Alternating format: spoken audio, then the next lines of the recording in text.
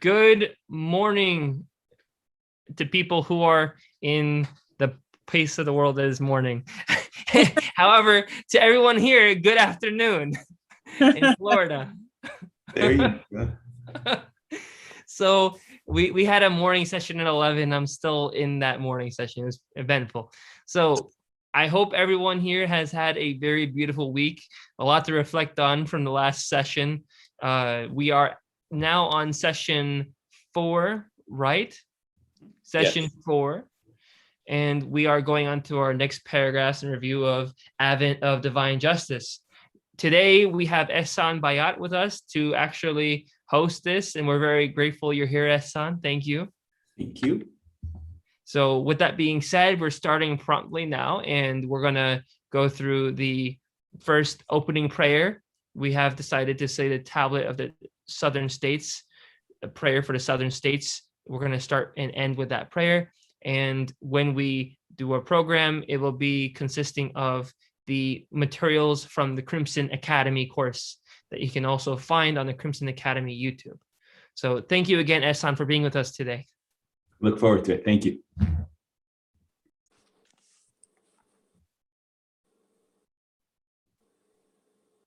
O my God, thou seest me in my lowliness and weakness, occupied with the greatest undertaking,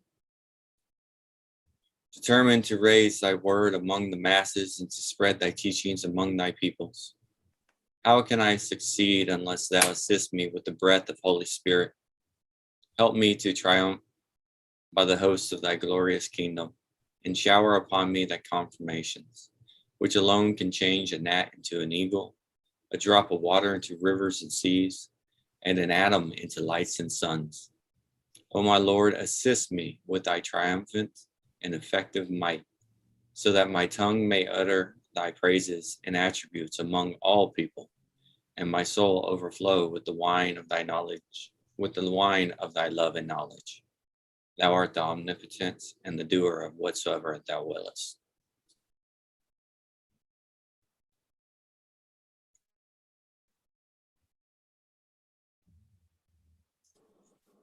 What paragraphs are we going to be reading today?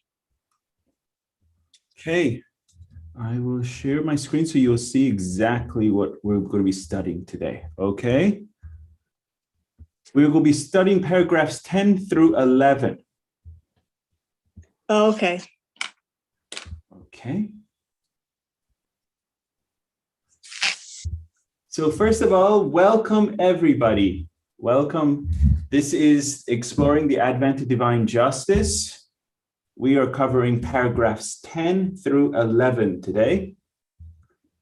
In paragraphs 10 through 11, the beloved guardian is now going to be addressing the signs of convulsion. And in our course that we had in Texas, one of our dear friends looked up this word convulsion. And to look up what does convulsion mean, it means almost like to vomit even. It's like almost a motion of rejection from, and it's just like, ugh. And so this is the signs that the whole world is in this state of almost a state of vomitness. Then the beloved guardian is talking about extinguishing the lights of liberty, as well as the steady rise of discord, fanatism, and irreligion. And then the beloved guardian always goes so often he goes, sad, and then ends on a happy note. And so this is how he does it in paragraph 10, and at the end of paragraph 11, he talks about how great is this cause. So it's very exciting. So let us get into these paragraphs, dear friends. So our first reader, let's have Miss Sandra. If Miss Sandra could kindly read this paragraph for us, please. Sure. A world torn with conflicting passions and perilously disintegrating from within. Hold on, let me see if I can make this a little bit bigger. Okay. Finds itself confronted at so critical and epic in its history by the rising fortunes of an infant faith, a faith that at times seems to be drawn into its controversies, entangled by its conflict, eclipsed by its gathering shadows, and overpowered by the mounting tide of its passions. In its very heart, within its cradle, at the seat of its first and venerable temple, in one of its hitherto flourishing and potentially powerful centers, the as yet unemancipated faith of Baha'u'llah seems indeed to have retreated before the onrushing forces of violence and disorder to which humanity is steadily falling a victim. The strongholds of such a faith, one by one and day by day, are to outward seeming being successfully isolated, assaulted, and captured. As the lights of liberty flicker and go out, as the din of discord grows louder and louder every day, as the fires of fanaticism flame with increasing fierceness in the breasts of men, as the chill of irreligion creeps relentlessly over the soul of mankind, the limbs and organs that constitute the body of the faith of Baha'u'llah appear in varying measure to have become afflicted with the crippling influences that now hold in their grip the whole of the civilized world. Wow. Excellently read. Thank you so much. So just to do a very brief recap before we go march into paragraph 11, this paragraph summarizes the paragraphs that we just read in our last session, where the beloved guardian is talking about crisis after crisis around the world at that time. If you remember, there was the crisis that was going on in Germany, where the faith was being momentarily eclipsed. The crisis that was happening in Ishqabad, where the forces were literally choking the life out of that community that was already flourishing. And so in this opening paragraph, you see an infant faith, a faith that at times seems to be drawn into its controversies, entangled by its conflicts, eclipsed by its gathering shadows. Here again, it's the second time this word is used, eclipsed by its gathering shadows. The first time was in reference to the community of Germany, and overpowered by the mounting tide of its passions. In its very heart, within its cradle is reference to the Baha'i community of Iran, and at the seat of its first and venerable temple, this is the Baha'i community of Ishqabad, in one of its hitherto flourishing and potentially powerful centers is the first time was referenced was to the geographical center, namely Germany.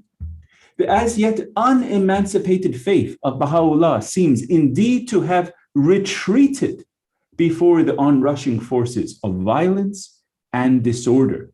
So the community, these beloved guardians, say, has retreated by this onrushing forces of violence and disorder, and is still steadily falling a victim. But here now the beloved guardian saying, the strongholds of such a faith, one by one and day after day, are to outward seeming being successively isolated, assaulted, and captured. And here, this is the terminology that we use as the lights of liberty flicker and go out. As the din of discord grows louder and louder every day, as the fires of fanaticism flame with increasing fierceness in the breasts of men, as the chill of irreligion creeps relentlessly over the soul of mankind, the limbs and organs that constitute the body of the faith of Baha'u'llah appear in varying measure to have become afflicted with the crippling influences that now hold in their grip the whole of the civilized world. So even the body of the faith of Baha'u'llah has fallen victim to the influences. You see, even the Baha'is themselves have fallen victim to the influences that are afflicting the greater society too. So this is an incredibly powerful paragraph that summarizes the few paragraphs that we read earlier that are addressing the crises that are afflicting the world at that point in time. Marching along. Okay, let us get to another reader. Oh, look at this, Mr. Scott. So good to see you. Scott, if you could so kindly read this, please. Thank you. How clearly and strikingly the following words of Abdu'l-Baha are being demonstrated at this hour. Quote, the darkness of error that has enveloped the East and the West is, in this most great cycle, battling with the light of divine guidance. Its swords and spears are very sharp and pointed, its army keenly bloodthirsty. And also, this day, he, in another passage, has written, the powers of all the leaders of religion are directed towards the dispersion of the congregation of the All-Merciful and the shattering of the divine edifice. The hosts of the world, whether material, cultural, or political, are from every side launching their assault, for the cause is great, very great. Its greatness is, in this day, clear and manifest to men's eyes. Unquote. Beautifully read, Scott. Thank you so much. Thank you. Every time I hear this word, it gives me chills. The cause is great, very great. Oh, so powerfully, the beloved guardian highlights this. The imagery here of darkness comes up several times in the Advent of Divine Justice. And we're going to, when we get to, I believe, part 9, in that section, in part 9, we're going to really start exploring this imagery of darkness in relation to when the manifestation of God appears, he is the light. And so this imagery of the darkness of error that have enveloped the East and the West is because of irreligion. They have lost their focus on the manifestation of God, the teachings, the word of God. And so this is the darkness of error that have enveloped the East and the West in this most great cycle. Also, interestingly to note in this paragraph, as well as a few other places in Advent to Divine Justice, is this imagery that will be continuing as also throughout the World Order of Baha'u'llah, Citadel of Faith, as well as several other letters of the beloved guardian, is this imagery of militarism. When I use the word militarism, is this word, words such as armies of God, armies, and this type of terminology. And so its swords and spears are very sharp and pointed. Its army keenly bloodthirsty. The beloved guardian often uses this terminology to impress the point that we are in a spiritual battle. This is spiritual warfare, and we better arm ourselves. And in this great text that we're going to be studying, the beloved guardian is now going to be providing his army of light, the weapons necessary to take on. And because at the very beginning, he's now saying how serious this battle is. He is pressing the urgency of what is happening. And so he is saying the army of darkness is winning right now. This is what the beloved guardian is saying. The army of darkness is winning. Now he's going to call upon his soldiers, his army, and say, you got to arm up. You got to be prepared for your battle. So this is in this paragraph, he's saying the darkness of error has enveloped everywhere. East, West. Its swords are sharp. They have already geared up. They're bloodthirsty. It reminds me of the movie Lord of the Rings, the armies of darkness. They're on the hills and they're beating their drums violently. And so this is in that sense, the imagery that the beloved guardian is stressing. And we as the army of light have to prepare ourselves. Excellent. So to summarize very briefly these paragraphs that we read, the beloved guardian is now indicating these crises that are facing the Baha'i community at this juncture of history. And it was foreseen by His Holiness Abdul Baha. The beloved guardian asserts that the reason for the assault of the religious leaders, as well as material, cultural, or political forces on the Baha'i community, was the greatness of the cause, which is clear and manifest. So all of these assaults on the cause is because of the greatness of the cause. And so we're going to see how great, how very great is this cause. It's this is something that this excites me more and more. Oh, let us welcome this friend into the room. Okay, moving on, dear friends. Continuing our introduction, the beloved guardian further articulates the nature of the encounter between this infant faith of Baha'u'llah and a world that is disintegrating from within. This is something that I don't know if you've ever seen an apple when it rots from within. This is what the imagery that the beloved guardian is saying. It's rotting from within. It's disintegrating from within. He identifies these 4 signs of convulsion that are afflicting humanity. First, he identifies the quenching of the lights of liberty. Liberty is justice, freedoms, right? So it's the freedoms are going. And we have to explore what is true freedoms, and in this sense, and how are we losing them? And increasing clamor of discord, growing fanatism, and relentless rise of irreligion. And this is all over the world, and it is being heightened across the world. And so this is going to be explored in this section. In paragraph 10, the beloved guardian, Shoghi Effendi, he further expands this nature of the encounter between this infant faith of Baha'u'llah and a world that is disintegrating from within. And there it is, dear friends, disintegration from within. This is what is happening. And you do not know it or see it from the outside. This is what a spiritual problem is. It is eating at the very core. Eventually, you just have a rotten center, and eventually you have a collapse. The decade of the 1930s was marked by an economic collapse known as the Great Depression. This was brought about by greed. So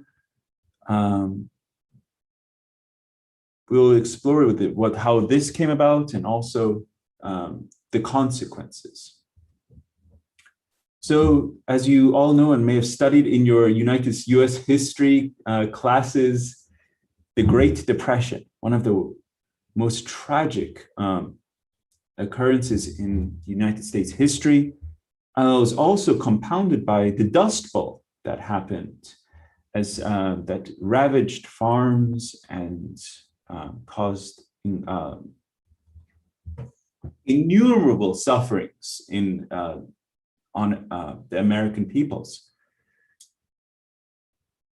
During the 1920s and the 1930s, humanity experienced unprecedented oppression, tyranny in different parts of the world. So this was a period of time that when the beloved guardian is talking about convulsions, it was literally one after another and happening simultaneously all over the world. It was really a period of convulsions. The political systems that were designed to be democratic in this period led to the worst of things. They led to fascism, Nazism, royal dictatorships, and other forms of authoritarian dictatorships. So they initially, when they were trying to set up these so-called democracies, they evolved through what is called corruption. And we're going to be talking about this corruption later on as one of the evils that the beloved guardian talked about, how it's one of the principal evils that the solution to this problem is a chaste and holy life.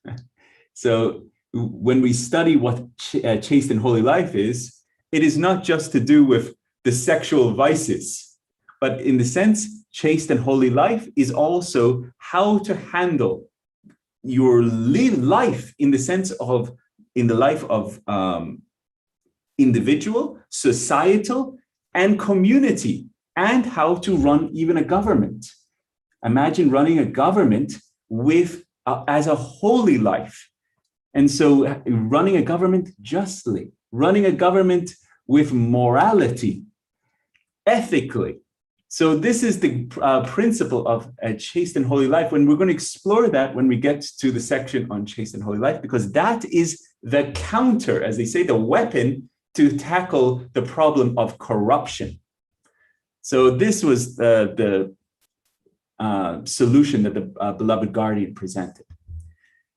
A review of the world's history during the 1930s reveals many revolts, uprisings, wars, different parts of the world, including South America, Europe, Middle East, Southeast Asia, Far East, leading eventually to the World War II, the climactic event, World War II. So there were so many violence and uprising throughout this period. And the beloved guardian, he was so keenly aware and apprised of every one of them. He read, I share this anecdote, and it comes from the Priceless Pearl, that the beloved guardian, he read 5 newspapers all the time. He always had newspapers read. And the beloved Amatul Bahari Khanum, God bless her soul, she was responsible for all the newspaper clippings that the beloved guardian said, I want to keep that one, and I want to keep this one, and I want to keep that one. So he would put, he was always reading. And so God bless her, Amatul Bahari Khanum had to cut out these newspaper clippings and stuff them into her purse. So So she had in her purse all these newspaper clippings, because when the beloved guardian would write his cables or his letters to this place or that place, he had to cite, about the different issues or problems or citations. So he would ask the Amatul Bahari Khanum to pull out from her purse this source or that source, and she had all these newspaper clippings. But this is the aspect of being anxiously concerned with the exigencies of your time. So the beloved guardian was very well apprised of what was going on everywhere in the world. And so this is the aspect of being well-read, well-sourced, not having biased information from one place or one. The beloved guardian was reading from many different sources. It's very, very important. All right, carrying on. During this early 20th century, it proved a period of continuous rise of irreligion. It was driven by the atheist theories of Darwin and various ideologies and political movements inspired and driven by communism and Marxism.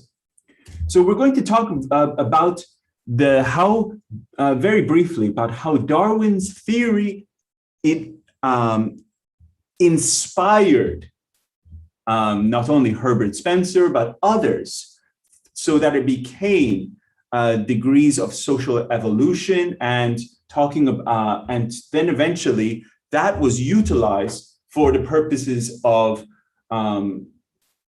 Nazism ideology of superiority of one over another. So this was that it was through the ideology of Darwin, whereas the evolution of the species, this was utilized for and turned and twisted into the ideology of social evolution, where one group is superior than another. So here we are, dear friends. This was Charles Darwin's Origin of Species and Karl Marx and Friedrich Engels' Communist Manifesto. Charles Darwin's he went through a very tough period in his life when his young daughter died. She was 8 years old, and he lost faith in God. And so during that period of time, he became very, very humanist and very, the term would be materialist. So he went very materialist and lost his faith in God. And so he turned to the aspect of evolution, that there is no greater than this, that humanity is this. And so when he was presenting his Origin of Species, which the vast majority of humanity absolutely, respects and accepts, as Baha'is, the Origin of Species, we accept evolution as a concept, but the concept is that as humanity, we are on our own line. We have our own line. We're not directly evolving from the primate species.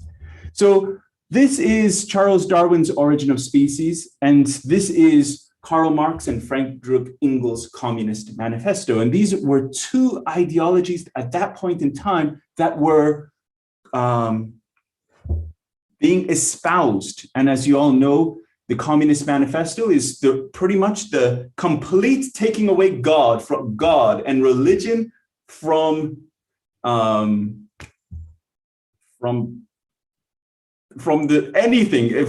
writings, and saying that as a species, if we work together, we can accomplish it. We don't need God. We don't need any higher power. We can do it ourselves. And so this was the collapse of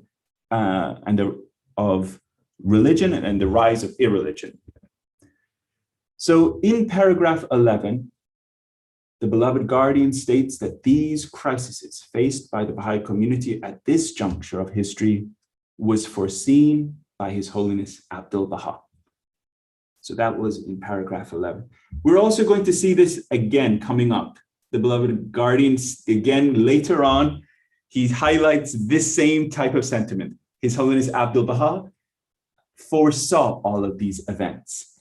And then at the very end, I believe it's like paragraph 120 or so, off the top of my head, it's where it's all the paragraphs that His Holiness Baha'u'llah foresaw and prophesied these crises coming up. So and the beloved guardian highlights them all. So we're going to go systematically through this, dear friends. His Holiness Abdul Baha asserts that the evident greatness of the Baha'i cause has provoked the attacks of the Baha'i community, not only by the religious leaders, but also by the proponents of current material, cultural, or political views. So all the places that it's been attacked, I will highlight 3 different places, okay? So one of the first places, as you all know, is the cradle of the faith, namely in Iran. The cradle of the faith, it is the greatness of the Baha'i cause that the beloved His Holiness Abdul Baha is asserting that has provoked the attacks of the Baha'i community. Another place that has provoked the attacks is in Ashgabat, the flourishing community, suddenly emerging like a beautiful flower in that area, provoked the attacks of that community. And then in a place that you would not have thought of that provoked the attacks of the community was in the community in Wisconsin, which in United States. And this was the community where we're going to be studying about, where Khair Allah visited. And this when that community, and I'm going to, the name of that city has, for some unforeseen reason, escaped me in this second, but it's in the Kenosha. Kenosha. Thank you, dear. Thank you, Hodajan. In Kenosha, when that community, after Abdul Baha's visit, that community started to flourish. And it was through the involvement of Byron Tuck, the first believer there, And that community started to flourish. And what happened, very interestingly, they are the first community in the United States to be attacked by the religious leaders in this country. And we have the press of the attacks by the religious leaders attacking the Baha'i community of Kenosha.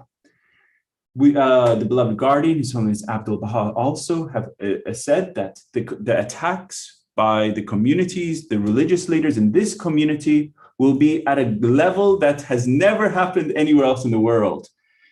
It will not be physically, but it will be through the pulpit, it will be through the media and the press. But this was the first community publicly attacked in United States. It was in Kenosha. And so these are three communities. Once they had reached a level of greatness, they started to be attacked. All right, excellent.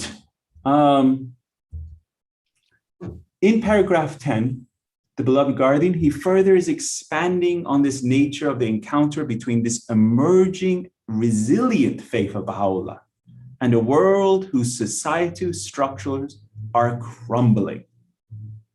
The beloved guardian, he describes the difficulty the Baha'i community has in resisting the negative forces generated by the failure of the old world order. The beloved guardian has often called this Baha'i community children of the half light. We have 1 foot here, 1 foot there.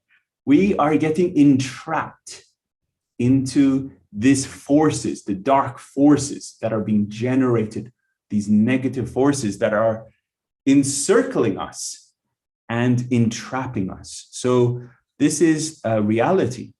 And these, what are these dark forces? It's not just materialism. It's not just racism. It's not just, but some of these dark forces are apathy.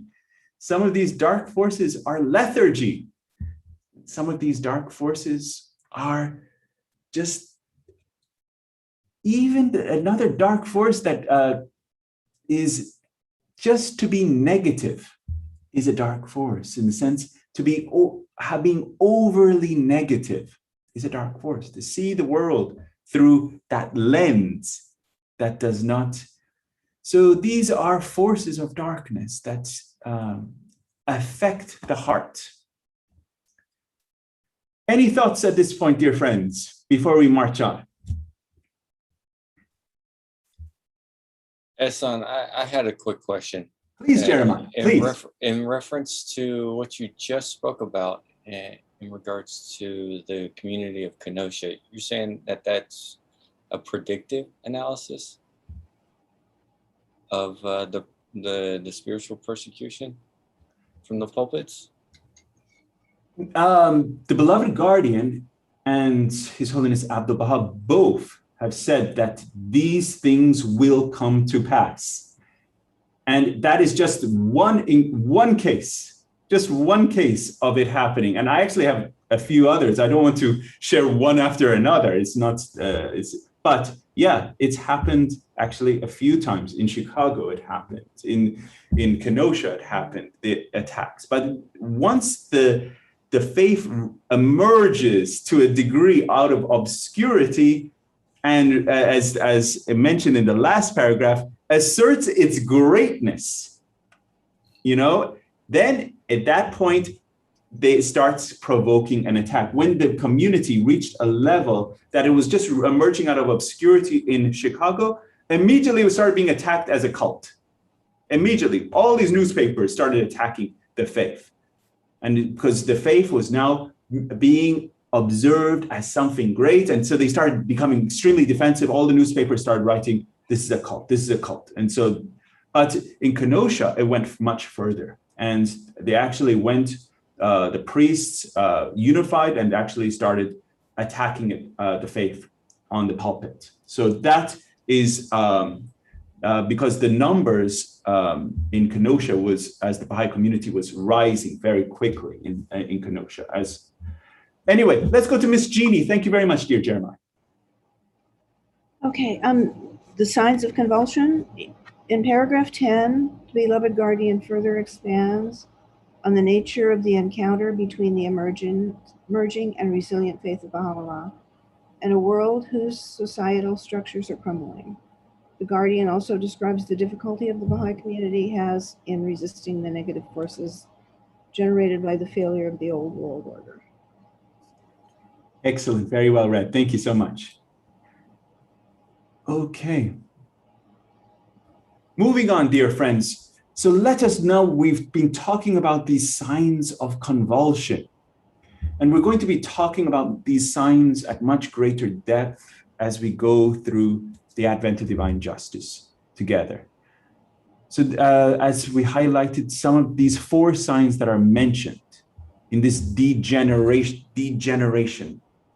this breakdown, dismantling even of this supposed world order that we're old world order, is the lights of liberty are flickering and going out. Din of discord. Din is this large sound, this discord. The sound of discord is growing louder and louder. Every time I read that thing, I mean, I don't know if I'm too much of a Lord of the Rings fan, but I hear the boom, boom, boom, boom, boom, boom. And this is what is the sound I hear. And it's just the drum beat is getting louder and louder. And we should be hearing that, and it should be impacting us. And this should be creating in us that level of urgency, that the world is in chaos, the world is in flames, the world is suffering, the world is bleeding. And this, we should be hearing this drum beat getting louder every day, of discord, the fires of fanaticism flaming with increasing fierceness in the breasts of men. Prejudice, ever increasing every day, and we should arm ourselves to rally ourselves so that we are free from prejudice to take on the world and these fires of fanaticism. Fanaticism is when you are so blind and that you cannot even see any viewpoint because you're so fanatical. So you should be like a cooling balm of love to literally extinguish their fires of fanaticism. This chill of irreligion creeps relentlessly over the soul of mankind. So the heat of your love, the heat of your fervor, the heat of your love and faith should be that flame that gives hope to humanity. So this is the excitement that should generate every vibrant cell in your body. It should be occupied with the love of Baha'u'llah. And so that the coldness of that is creeping over the soul of mankind gets the warmth of the love of God. The Baha'i community, this is so important, dear friends. We are literally like this little bird. We are entrapped. We're not free from it. We're being entrapped by the problems and that this world has caused. The Baha'i community is being drawn into it. We're getting drawn into the controversies of this old world order. We're getting entrapped in its conflicts. We get suckered into conversations that we shouldn't be participating in. We get suckered into political conversations. We get suckered into, things like that. And then what does that do to us? It affects our hearts. It affects our minds. We become apathetic. We also lose our activism in the sense, because what that creates is disunity. It creates disunity. It creates infighting. It creates division. It creates discord. It creates conflicts. And all of that is darkness. And as Baha'is, a Baha'i is a follower of the light.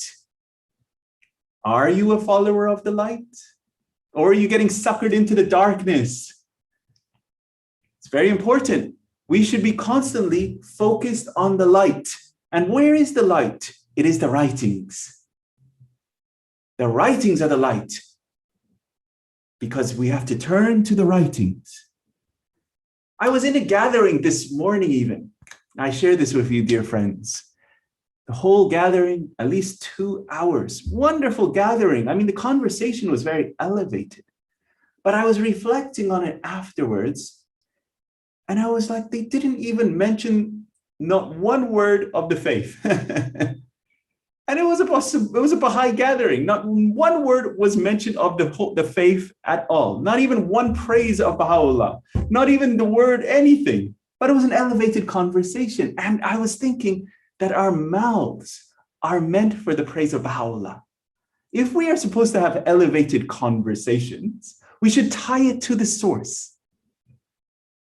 And so this is how, when we don't tie it to the source, we can have an elevated conversation, but it begins with words, it ends with words. And so tying it to the source, saying who is the author of these words, Baha'u'llah, praise Baha'u'llah. This should be coming from the heart. And this is, my dear friends, is the panacea for this day and age. We as Baha'is are encircled in darkness, but we should be the light. We are being overshadowed by darkness in our communities even. And this darkness, as I mentioned, is apathy, passivism, not caring. As we mentioned earlier, this discord, the din of discord, the drum beats are loud all around us. Imagine that if you look in your communities outside of the communities and see the crises that are affecting humanity. That's our community. For example, you live in San Jose or Houston or Florida, wherever. People are suffering everywhere. We think I live in the Baha'i community of whatever, and it might be 10, 12, 100 people, whatever. And we become so thinking that's it. But whatever city we live in, the boundaries of the city is the actual city. So we should realize everyone in that city is my people. That's my people. And if there's someone suffering in my city, I should feel it. And I should work my damnedest to try to alleviate the pains and sufferings of all humanity. And that's the reality. We should work to alleviate. Think, and then even think of proposals to the institutions, if they can handle those things. First, work within our communities, and then see how we can work to solve problems in the greater community. This is what we should be doing. So as dear friends, we talked about, this was a period of crisis. This was a period of catastrophe. This was a period of convulsion. 1920s, 1930s. And remember, this is the period that the beloved guardian is starting his ministry, 1921. What a time to start his ministry, right? So the catastrophic phenomenon the beloved guardian is describing in this paragraph were driven by succession of events and processes that started, strengthened, and then it culminated in World War I during the 1920s, and then coming up all the way to the 30s. And then in the period of the 1930s was marked by an economic world collapse, known as the Great Depression, that followed the Wall Street crash of late October 1929.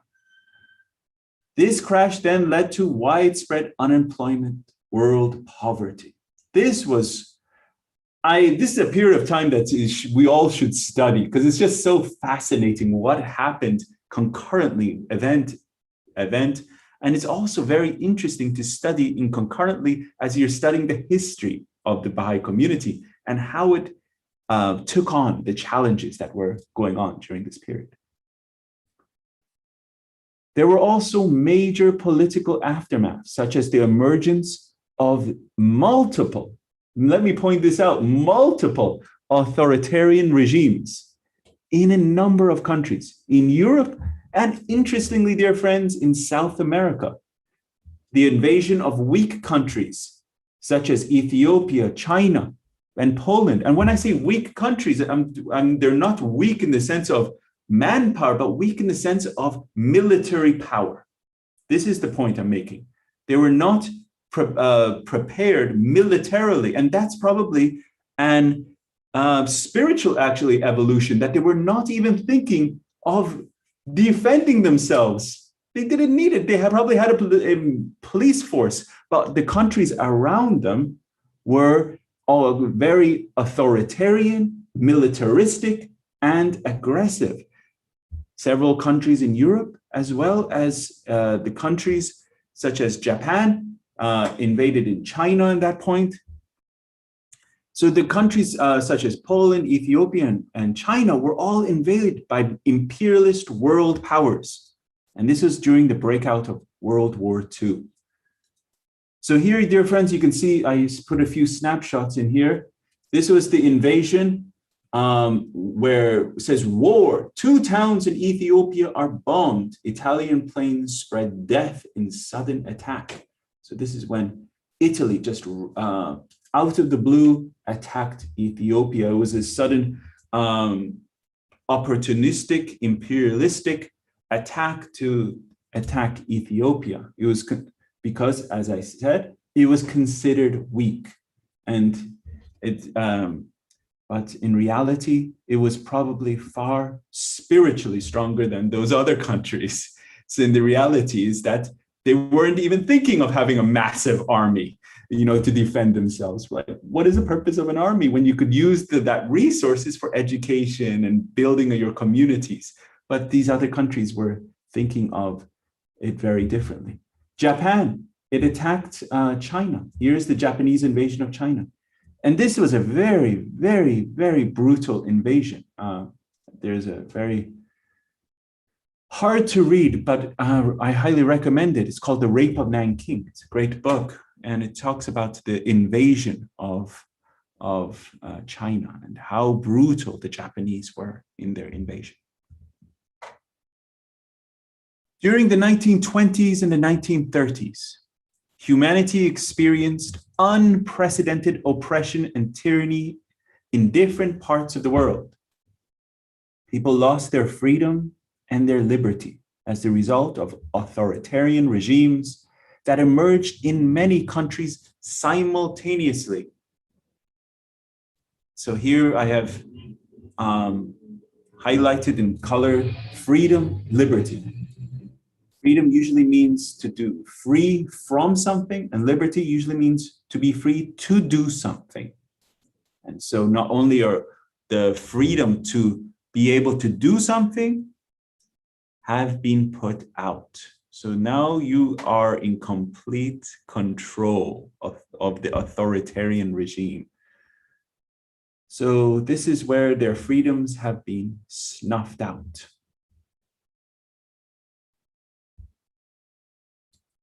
So this is a wonderful letter that the beloved guardian wrote. And this is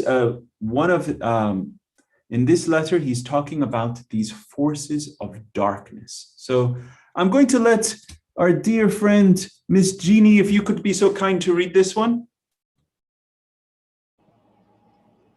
Okay, we have but to turn our eyes, excuse me, to the world without. We have but to turn our eyes to the world without to realize the fierceness and the magnitude of the forces of darkness that are struggling with the dawning light of the Abha revelation. Nations, though exhausted and disillusioned, have seemingly begun to cherish anew the spirit of revenge, of domination and strife. Peoples convulsed by economic upheavals are slowly drifting into great opposing camps, with all their menace and social chaos, class hatreds, and worldwide ruin. Races alienated more than ever before are filled with mistrust, humiliation, and fear, and seem to prepare themselves for a fresh and fateful encounter. Creeds and religions caught in this whirlpool of conflict and passion appear to gaze with impotence and despair at the spectacle of unceasing turmoil. Beautifully read. Thank you so much. So here we are in this one paragraph. The beloved guardian is now addressing all these forces of darkness. Social chaos, class hatreds, racism. Race is alienated more than ever before, filled with mistrust, humiliation, fear, and prepare themselves for a fresh and fateful encounter. What does this fresh and fateful encounter mean? It means conflict, bloodshed. Creeds, and religions caught in the whirlpool of conflict, passion, appear to gaze with impotence and despair at this spectacle of unceasing turmoil. So it says, oh, even the faiths, from the dispensations of the past, they're just watching with impotence. They don't know what to do. And they despair at this spectacle of unceasing turmoil. They don't know the solution, what to do. They're just watching. As the world is slowly drifting into a darkness and of greater despair than before. This is what the beloved guardian is saying. Nations, though exhausted, disillusioned. And this is very interesting. Be begun to cherish anew the spirit of revenge. Cherish it. When you think of cherish, you think about loving someone. I cherish chocolates. Oh, chocolates. So it's something that you love. But what are they cherishing? Spirit of revenge, of domination, of strife. So nations are beginning to cherish this attitude. Peoples are convulsed by economic upheavals and are drifting into these opposing camps. Class hatreds, race hatreds, domination.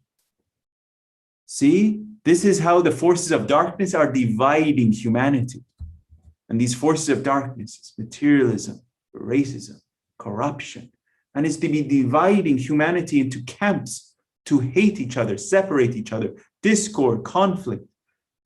This is what has been going on. And here the beloved guardian is saying the chief reason for all the evils now rampant in society is the lack of spirituality.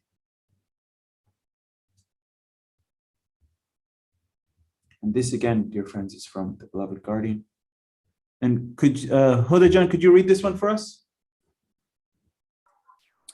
Yes, the world is full of evil and dark forces, and the friends must not permit these forces to get hold of them by thinking and feeling negatively towards each other. Excellent. Thank you. Very well read.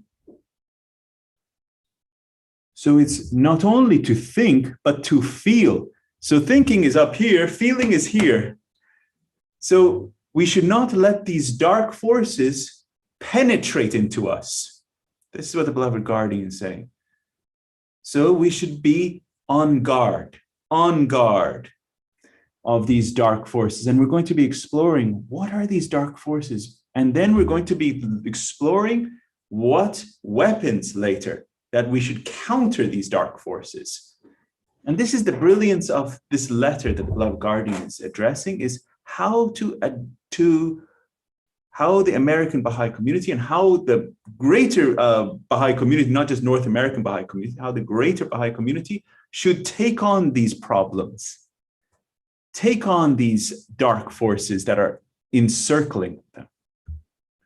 So this is a picture that when I saw it, I literally thought of what is happening. Literally, I saw this when I was going through thousands and thousands of pictures as I was putting this presentation together. It is like this, but we're not seeing it. This is the world that is happening.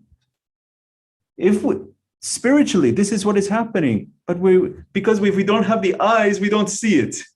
We think everything's okay. The world's fine. But it is collapsing all around us. The rise of discord and din, the drumbeat is ever growing louder. It is getting daily worse. If we saw the world like this, by God, yeah, every one of us would be worried, right? Because we see that fire, it is approaching us. And we're like, oh yeah, we better jump on it. But because we don't see it like that, we think, oh, everything's okay. But this is how the world is right now, dear friends. We have to jump on it, ourselves and our communities. It was generally believed that after the bloody events of World War I, humanity was determined to build a peaceful world, and the formation of the League of Nations was a strong indication of such a hope. Do you remember this war? The war to end all wars, right? The war to end all wars. Well, so much for that, right? So Woodrow Wilson, the 19th president of the United States, he asked the Congress to enter World War I by stating, the world must be made safe for democracy. World War I was also seen as a war to end all wars, and history has shown that those assumptions were false. And the political systems that were designed to be democratic in the 1920s and the 1930s, they led to fascism, Nazism, the royal dictatorships, and the other forms of autocracy. And this is also another reason, dear friends, that many countries don't trust our democracy. This isn't sad but true because of the level of corruption that this is our supposed democracy led to many problems around the world. So this is President right here, Woodrow Wilson. We'll be addressing him in part 24. It's in part 24 in paragraph, I believe it's 123 off the top of my head. There's 124 paragraphs in Advent to Divine Justice, 77 pages. But it's at the very end of Advent to Divine Justice, the beloved guardian mentions this President Woodrow Wilson, not by name, but as the unappreciated president. And the reason he mentions him as the unappreciated president is because of what he did to bring about this League of Nations, which was a stepping stone for the lesser peace. Granted, very important, I'm going to say this categorically, granted, Woodrow Wilson was also a racist individual, okay? And like many other presidents, they were also racist. And we're going to be getting into the section on racism much later. But the beloved guardian addresses this president in the light of his accomplishments towards peace. And that is a very significant thing. So, the World War I formally ended when the peace treaty known as this Treaty of Versailles was signed by the Allies, 8th June 1919. And it was without the participation of Germany. The Allies included Britain, France, Russia, Italy, and the United States, who fought against the Central Powers that consisted of Germany, Austro-Hungary, the Ottoman Empire, and Bulgaria. And there were many provisions in this treaty, but the most important and controversial of them deemed Germany as the aggressor in the war and required Germany to accept the full responsibility of having caused all the losses and damages incurred during the war. And this treaty compelled reparations. This treaty was put together by the Allies to prevent another war. However, its controversial articles and treatment of Germany fueled the emergence of another world war. So, this is very interesting, dear friends. Was what the Allies did after the war justice? Was that fair of how they treated Germany after the war and putting such heavy sanctions on that country and presenting a treaty such as the Treaty of Versailles and forcing it not only to pay for all the reparations and sanction them, and so that their currency became virtually worthless. And I don't know if you've seen pictures that the people were going around with wheelbarrows of money and it was literally worthless. And they literally had to enter into the war to bring back their economy, to bring back the German life. And I've read many books actually on not justifying the Holocaust in the sense of justifying, but to get and gain money and wealth. One of the many reasons that the German people justified what they did. There is no reasoning that they could ever give to doing what they did, but was to take the money so that they could come back as a country. Because they were so heavily sanctioned during World War I aftermath that they needed to have a scapegoat. They had to have someone to pin the blame on. They said they pinned the blame on the Jews and everyone else, and they pinned the blame. They said, it's your fault that all of this suffering is happening. It's your fault. So we have to take the wealth from you and take all your resources. And so they brought all that wealth to them, and the country started to literally come back from literally a state of death that the Axis Allied powers had put on them. So you see, one major evil that the Allies did onto them, they took that evil and they put it onto another group. And this is what they did. Interestingly, in the same year that this was all going on, the German Workers' Party was founded with the agenda to abandon that treaty. And this Treaty of Versailles, and it promoted German nationalism. So this is heightened German nationalism. Later, this party changed its name to the Nationalist Socialist German Workers, aka the Nazi Party. Adolf Hitler was an army veteran during World War I, and he was unhappy with the defeat of Germany during World War I, so he joined this party in 1921. He was extremely charismatic. I don't know if you've ever seen the videos and recordings of him. Very charismatic, very good speaker too, not as a speaker, very powerful. Through his charismatic speeches, Hitler soon became a prominent figure in the movement. He blamed the Jews, the Marxists for Germany's problems, and he promoted the idea that Germans were pure descendants of the ancient Aryan race, which they considered to be superior or the master race. And Hitler's views attracted much attention, and he became the leader of this party in July 1921. This is very interesting, and later on in part 14, we're going to learn and study where did he get all these ideas from? That one group is superior to another group. And it's all going to be tied together, and you're going to learn how is this superior race or master race ideology come about. And we talked about earlier, Hodajan, you have a hand. I'll come to you in 2 seconds. So this ideology of one group superior over another, we're going to be studying and learning about this. But this is very interesting. And so let us go to Hodajan. Please, you have a hand. I do not know how to thank you, my dear friend Ehsan. I just got back from a 3-week trip in Turkey. And it's very interesting when you are immersed in a totally different culture. And if you have the insight to understand as a Baha'i what is required of you, and then you also study the writings, now that you're sharing all this, the context of the time in which the Guardian wrote this letter, it's not a love letter, it's a very important letter to the Baha'is of America in 1938. The context of the time in which what was going on in the world. There is a clash of civilizations.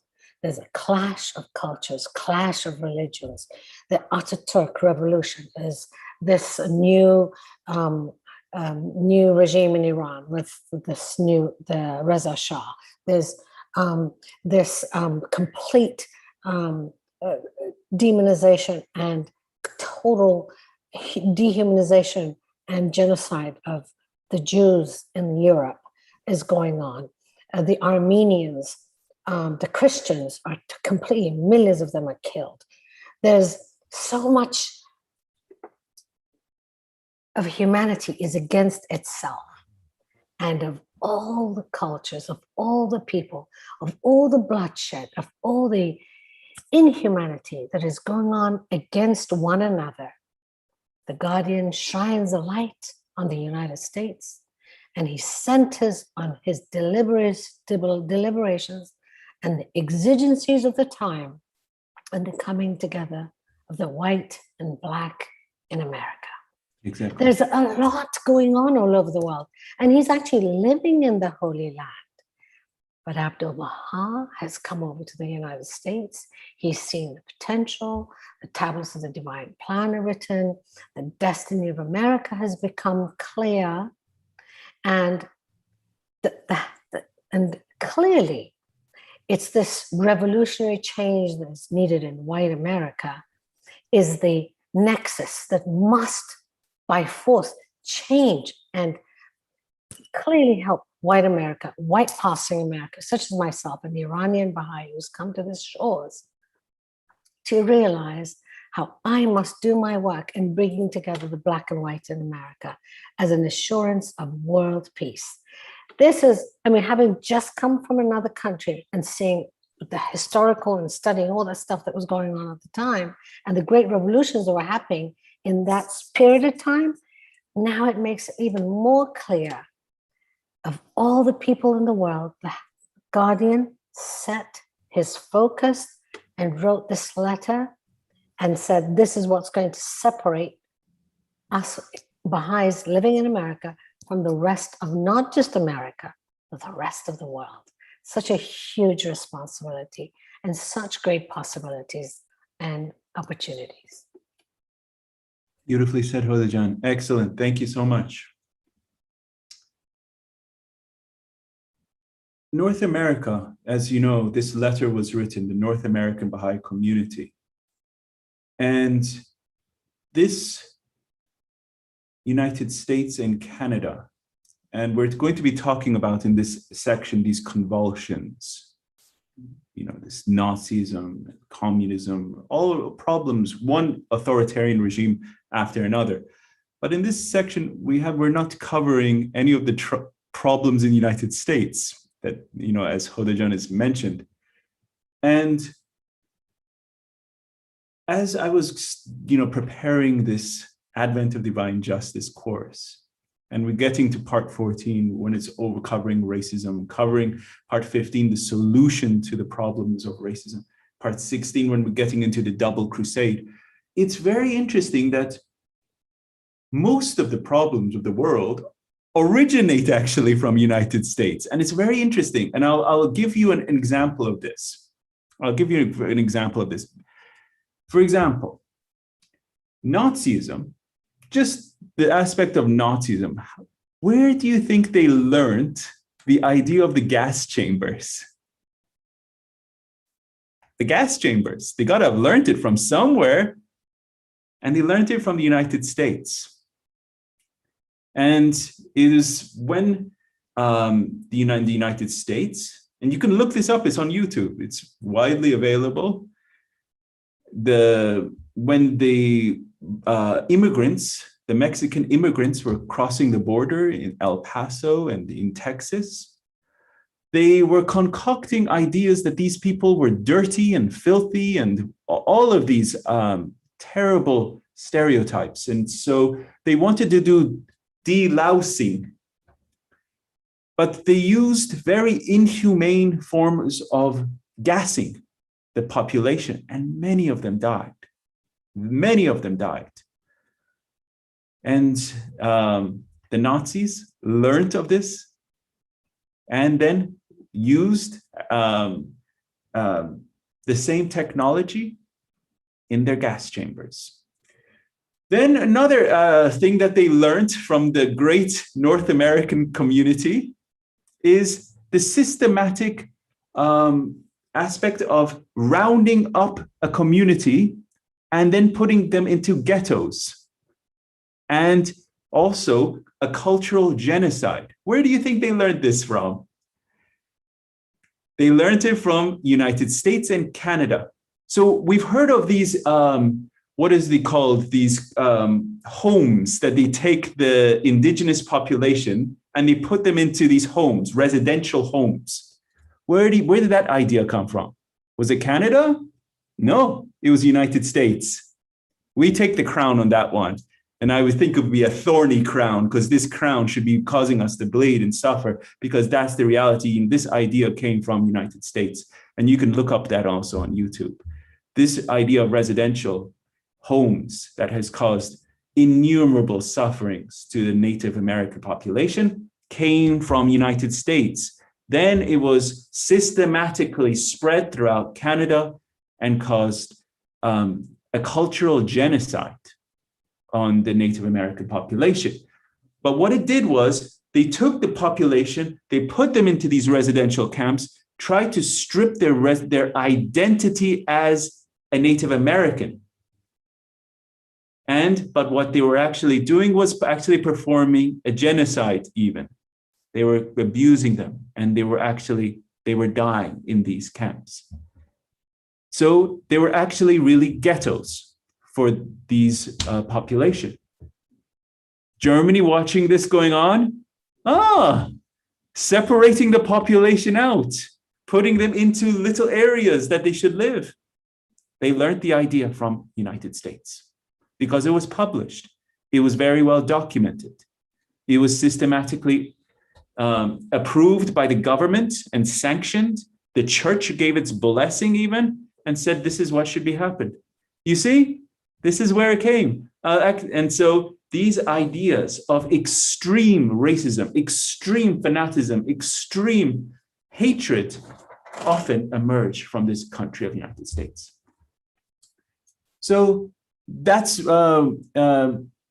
even the mass killings of the African Americans in this country, the mass killings, 1900s, early 1900s, the lynchings that went on in this country, the burnings, the lootings, all of these were fuel to the fire for regimes such as Hitler and such. So these were all ongoing.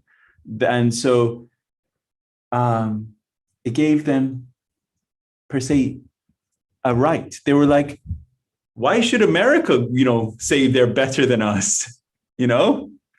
Why should America? Who, and so this, we're just pretty much copying them, So it's just, that's what was going on. Anyway, let's move on, dear friends.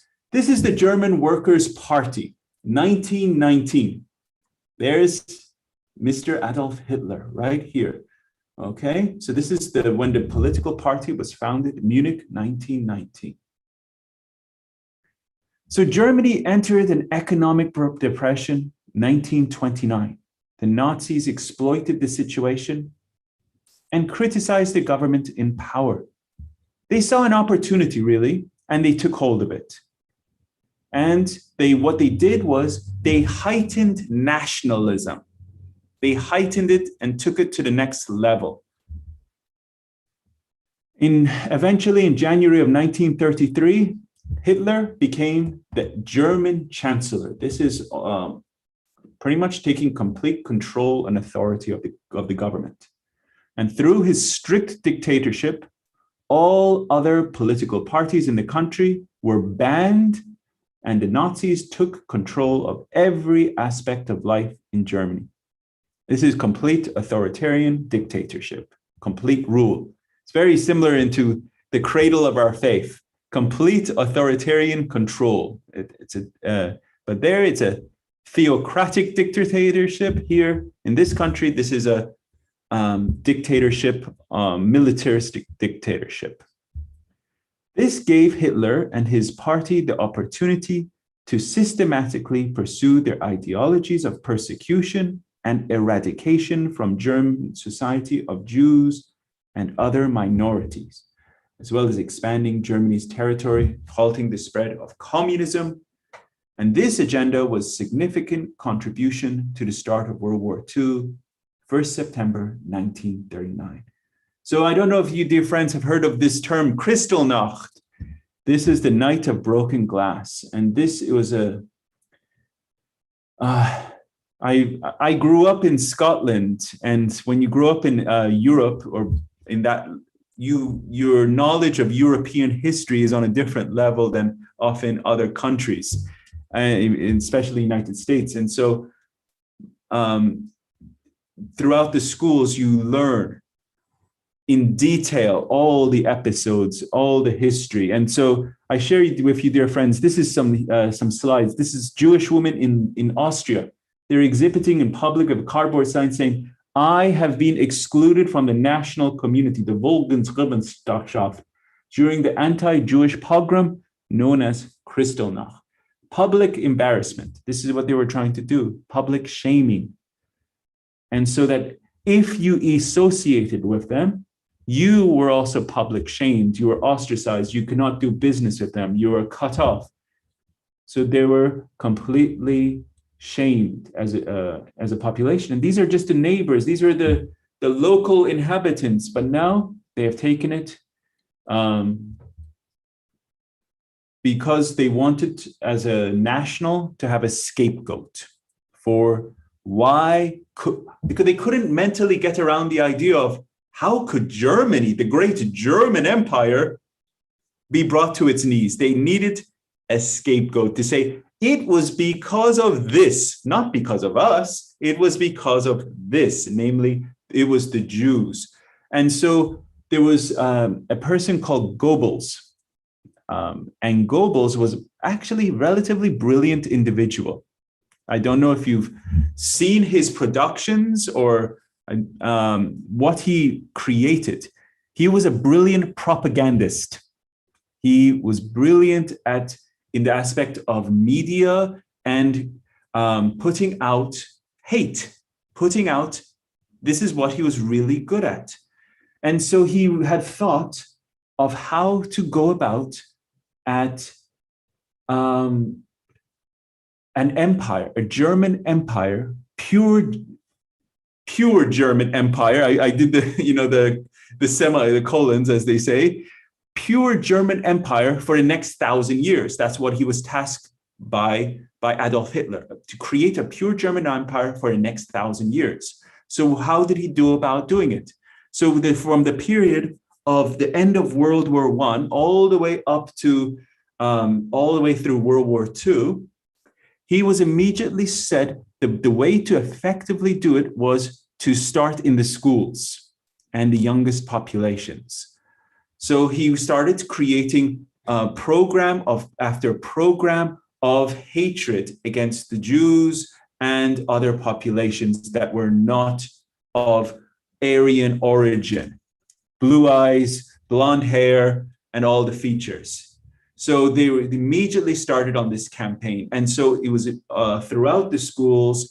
And if you were anything other than supposed Aryan, you were immediately ostracized and set aside in the classrooms, and you were belittled. And it was a very well orchestrated campaign, organized systematically from the top.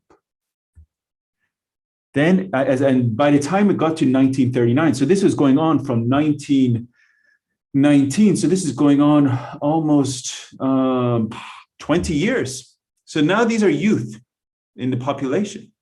These are youth.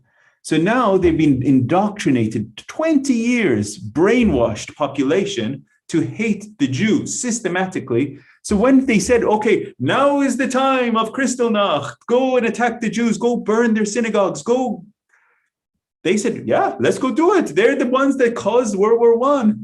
So they went, and that night they went and decimated, burned, destroyed to over 200 synagogues, destroyed and killed thousands of Jews, their homes, their businesses. They ransacked.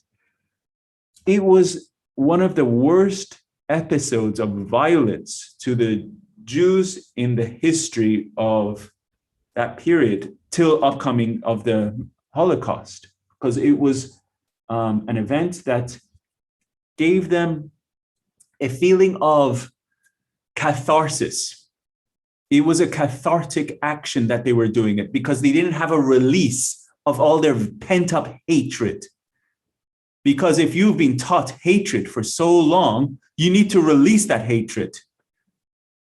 For 20 years, they've been taught, these people are evil. These people are, God forgive me, but these people are vermin. These people are vermin. That's what they've been taught for 20 years. And they are the reason that they have been. So now this was a cathartic reaction. They said, now go do it. So this was literally extermination that they were doing it. And as I said earlier, where did they learn this? United States, because this has happened in the same vein. 1921, what happened in 1921? The Tulsa massacre. United States goes and bombs Tulsa. This is 1938. You think, Germany is not watching what goes on in the great American empire? So they have been watching and saying, oh, United States really don't like these blacks in this America.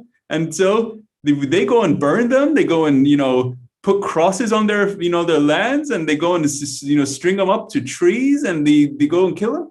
Why don't we just go and eradicate our supposed problem in our country? And so and then this is what has they learned from United States. And why I say they learned it, well, we've been, the United States had 400 years of doing this. So they have been learning from this country. I show some more slides. Businesses destroyed. It was so many businesses wiped out. They took all their wealth. They took all their properties.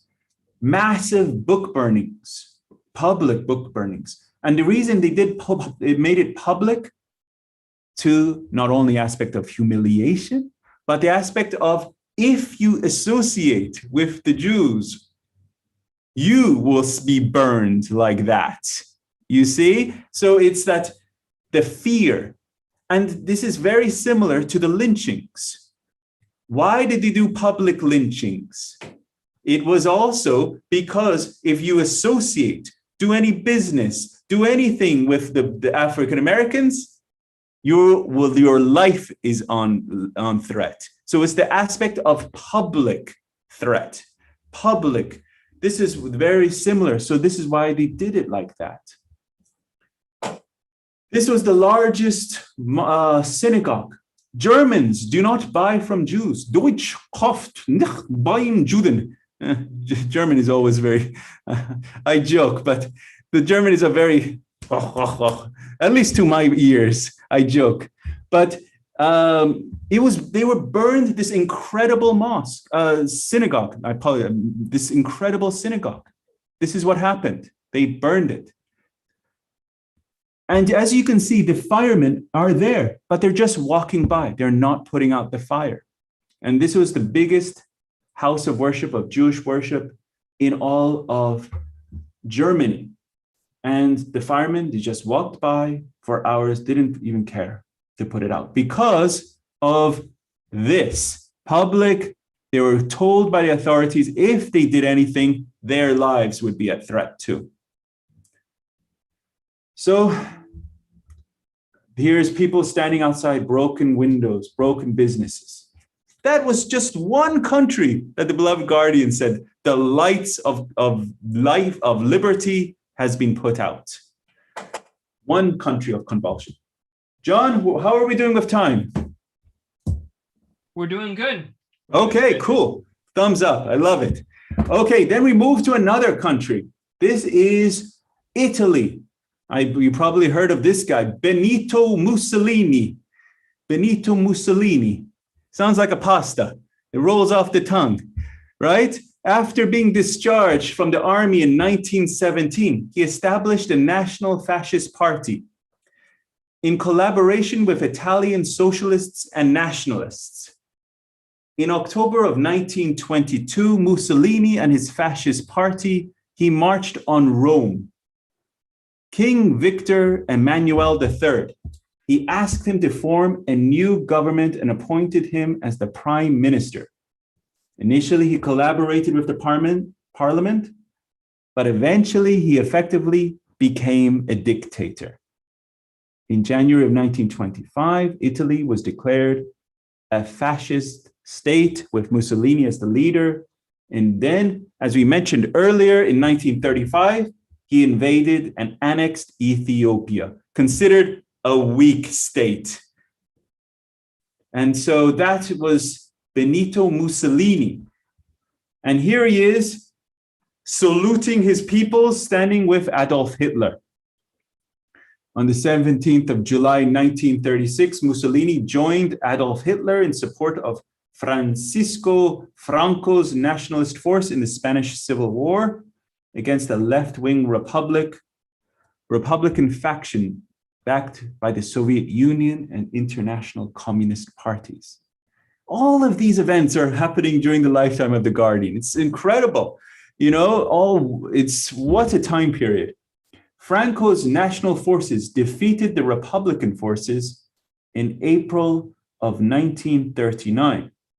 And consequently, Franco became the head of state of Spain, forming this authoritarian dictatorship. So not only was Italy, with Benito Mussolini, he's seizing control of the parliament and seizing control and becoming a dictator himself, then allying with Hitler. Then they allied together, and then Spain under Francisco Franco becomes an authoritarian dictatorship. So we have Germany with Hitler, we have Spain and Italy, all dictatorships, one after another.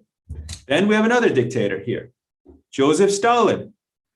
Now Stalin, according to most sources, he killed more people than anyone else under his regime. In the Soviet Union, Joseph Stalin, he came to power after the death of Lenin in the mid-1920s. He was committed to this Marxist-Leninism and established a totalitarian regime based on this ideology. In 1934, he started purging the leaders inside and outside the Communist Party, whose loyalty he doubted. So anyone that didn't agree with him, you're dead. Boom. This is part of Stalin's Great Purge. You're questioning my authority, you're dead. Adios. This is how he handled it. This was called the Stalin's Great Purge, and over 1 million people were detained, and more than 500,000 were killed. You question it, you're gone. It's very similar, tragically, to the cradle of the faith right now, the land where the faith is, and we're actually seeing it currently during the rioting in Khuzestan. Anyone that is standing up against the current regime due to the problems of water that is happening in Khuzestan. Khuzestan is and we'll talk about these things, I tied them all in together, but in Khuzestan is an oil city, and because of mishandling, mismanagement, and that city and many parts of Iran has lack of water. A country that's supposed to be so rich in every possible way, in resources and everything, but because of mishandling, it's arid in many places, lack of water. So the peoples there are revolting and rioting, but they are so being brutally put down. And they happen to be the dark-skinned population of the majority people in Iran as well. That's exactly. That's very true. That's very true. In Khuzestan, they're the dark-skinned population, and as many of you know, Iran has a very diverse skin color. It's not just per se an olive or light brown skin color. There are many Iranians that are dark-skinned population, and in this part of Iran, they're being put down very brutally. And these type of totalitarian regimes. You question my authority, you think I'm, doing it, immediately they bring out the guns and they shoot you. That's the reality. And that's what's happening right there, right now. And because they want to quell the rioting, so they just carry on with business. And the reason why they do it so thunderously hard and fast is to create fear. They create fear. And it's the same type of public humiliation that went on with the lynchings. is the same type of public fear that went on with the public burnings, because they want to not only create that public fear that you want to step up and voice your thought. That's what's going to happen to you. You will be shot. So you will be strung up. You will be whatever. And that's why that country or any country cannot really rally to take on these type of regimes, because of really a sense of fear by the population. But moving back to Soviet Union, this is what was going on. It was systematic, well-orchestrated purge by Stalin. There were so many mass graves that they lost count of them. And there was mass grave after mass grave. They're still uncovering them to this day, of the atrocities that happened by Stalin. The numbers of dead are staggering into many, many millions of people that were killed under his regime.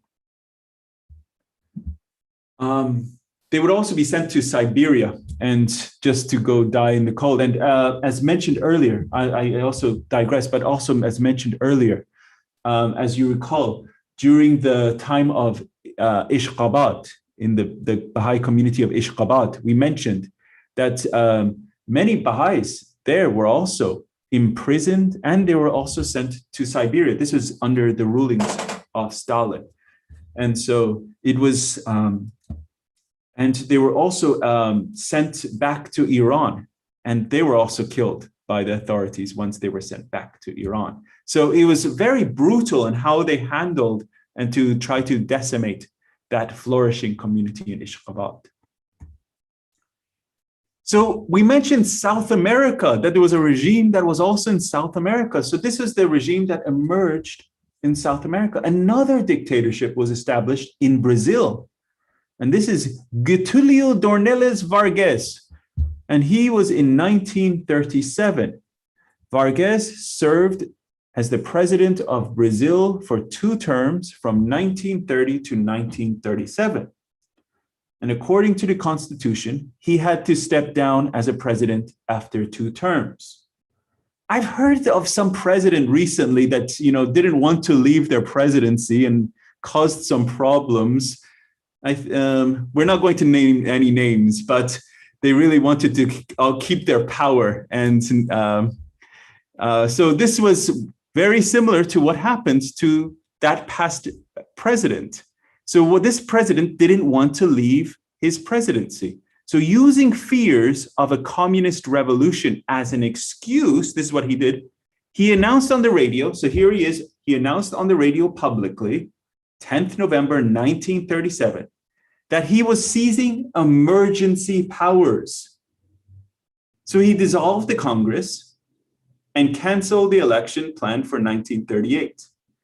He also changed the Constitution to secure absolute power in the authoritarian new state corporatist regime. And he stayed in power until 1945. Isn't that, it sounds so crazy to be able to do something like that. But, to be able to say, this is what's going to happen. So I have to cancel the whole government and I'm in charge and, but this is how it was. And he just completely took control over everything and took control over Brazil and he was in power from 1930 all the way to 1945. So as you can see, dear friends, regime after regime happening during this time. This was a very cursory review of the world history during this 1930s. There were many revolts, uprisings. There were wars in different parts of the globe, in South America, Europe, Middle East, Southeast Asia, Far East. And these were all leading, as mentioned, to World War II. And this League of Nations was formed after World War I to prevent another war. But it lost its credibility after some countries such as Germany, the Kingdom of Italy, and the Empire of Japan pulled out of it. And as we mentioned, dear friends, in the aspect of justice, that Treaty of Versailles was not just. And so it was overly sanctioning, overly unfair to those countries that were involved in this war. And so what happened? They pulled out. So the treaty had no weight, and it literally catapulted the world into World War II. So apart from that, it also, many have said that because of the undue sanctions from the Treaty of Versailles, they use that as a reasoning for justifying their hatred against the Jews and everything to materially gain. So it was compounded problem. So another atrocity that went on as during this period was the Japanese invasion of Manchuria. And in China, civil war for the control of the nation broke out 1927 by the ruling Kuomintang and the rebel Communist Party of China. China at this point in time was not like current China. They were very agricultural, very peaceful and society. You know, we've seen many movies of them back in the days. It's not like the samurais, that was Japan. China was very agricultural, much more peaceful and as a society and population. And so Japan were much more militaristic, much more aggressive in their approach. And so they just walked in and took China. And how they did it was very, very aggressively. And this is a subject that I encourage you all to become very knowledgeable about not only American history, but world history in the sense of what has gone on in the last 100 years. What has gone on? Because this is part of our history. Most people that you see now around are 60, 70, 80 years old or younger, right? And so so you should know about what has gone on in the last 100 years, in this at least 100 years. And this is an event in our last 100 years of humanity.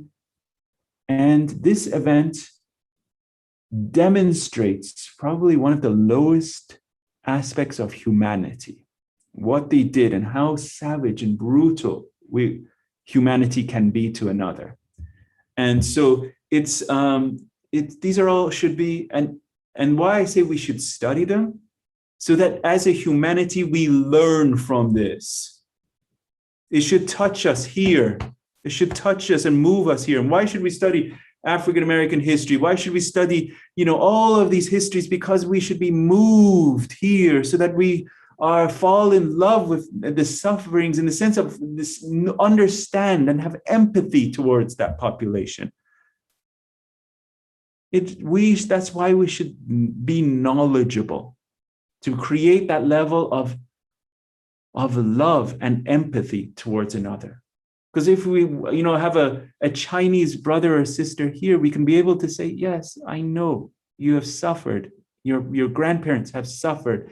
It was incredible suffering, but how can we get past that, atrocities and move on together and, as love? So it's that level of compassion, of knowing their history that it's important. All of this is a part of our history, our world history. These are our brothers and sisters. This was one of the greatest atrocities, again, dear friends, this suffering. And this happened also in our United States. Where do you think they learned all of these? You've heard of the march in America called the Trail of Tears, right? The Trail of Tears. This is called the Long March. And this was the Long March, October 16th, 1934.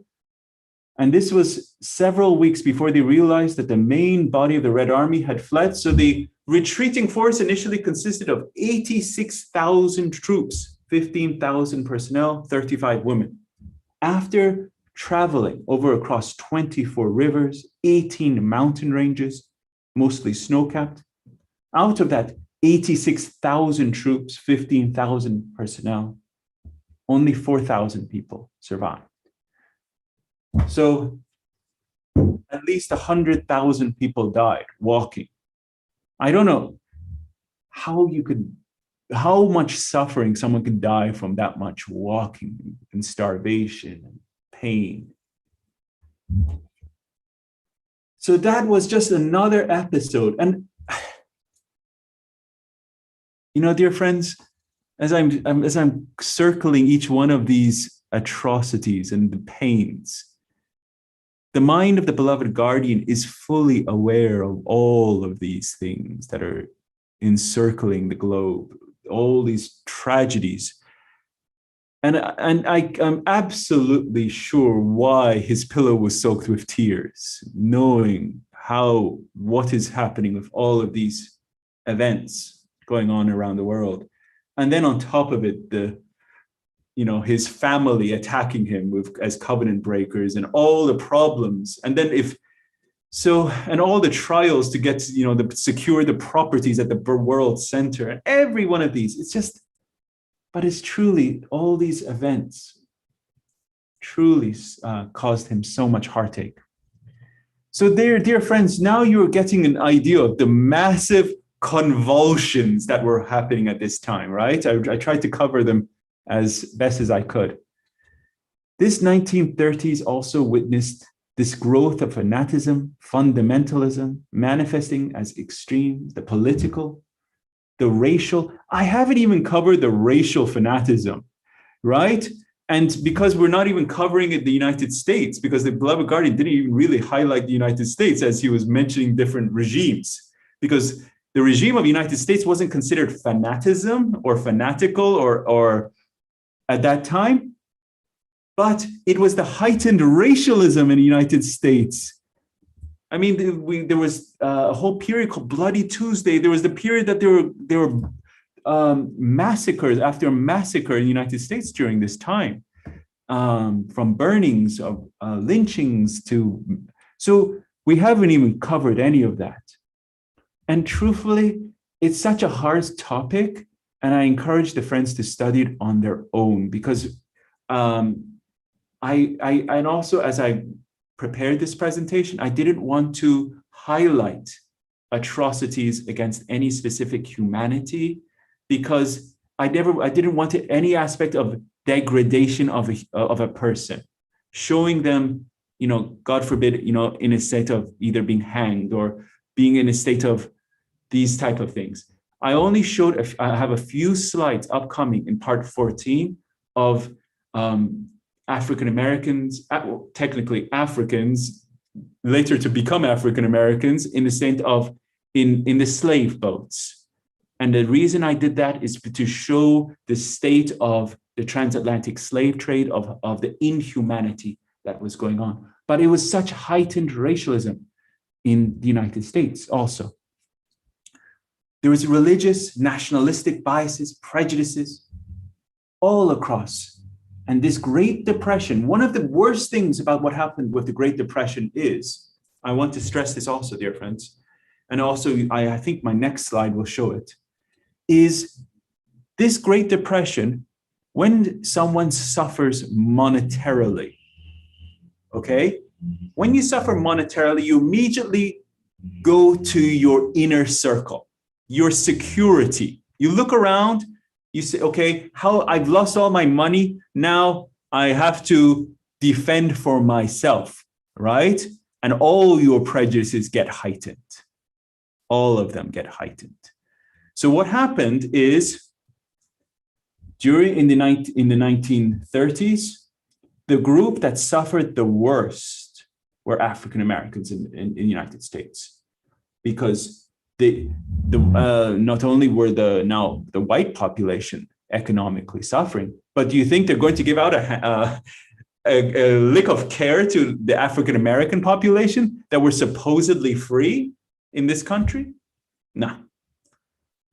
So in this country, of the United States, when the Great Depression happened, the African Americans suffered the worst.